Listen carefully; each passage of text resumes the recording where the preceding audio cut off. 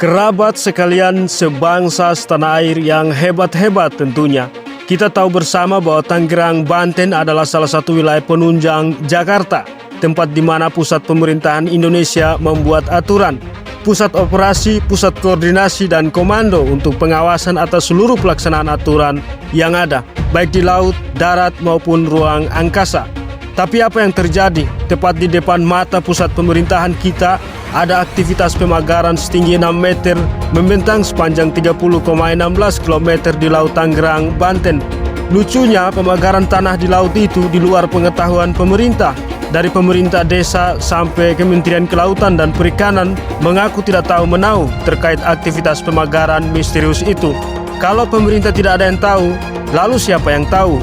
Apakah pemiliknya hantu atau manusia jadi-jadian?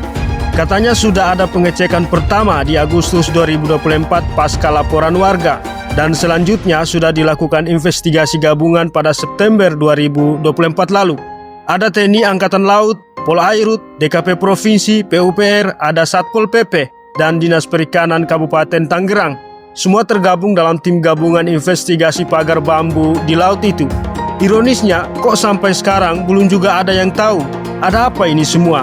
Apakah para warga yang melapor, para kepala desa, para camat, pemerintah kabupaten dan provinsi maupun Kementerian Kelautan benar-benar tidak tahu? Atau pura-pura tidak tahu? Yang jelas ini merupakan fenomena lucu dan aneh sekaligus tragis yang pernah ada dalam sejarah pemerintahan hebat ini.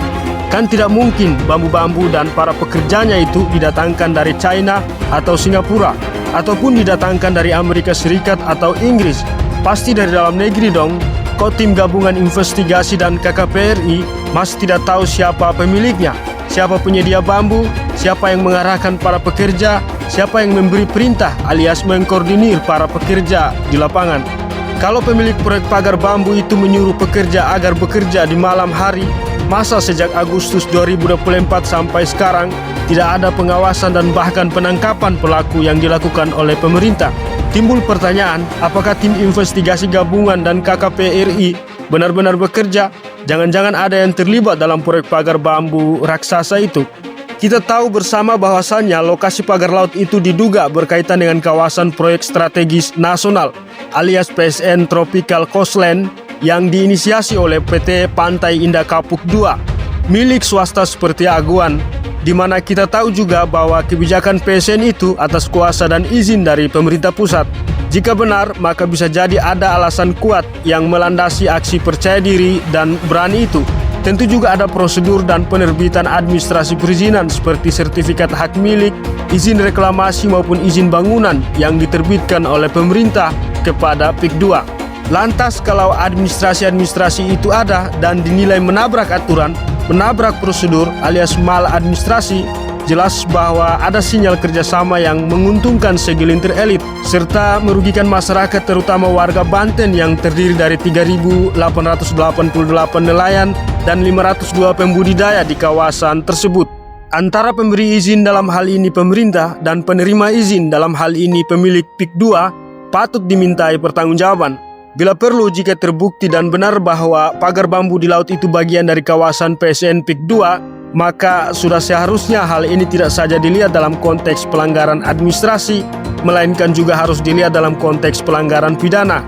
Maka ada indikasi pidana seperti suap dan penyalahgunaan wewenang terkait perizinan, hingga indikasi perusakan lingkungan alias perusakan ekosistem pesisir dan ruang laut. Kepada pemerintah daerah dan pemerintah pusat agar bertindak jujur, transparan dan adil terhadap setiap kebijakan yang ada.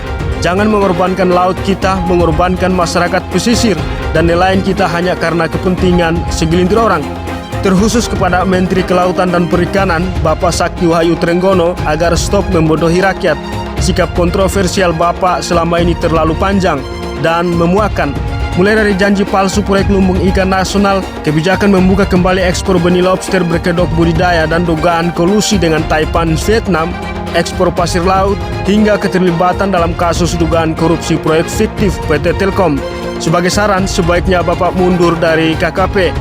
Bila perlu, menteri-menteri yang sakit juga ikut mundur, biar mata dan kepercayaan publik kepada pemerintah benar-benar oke.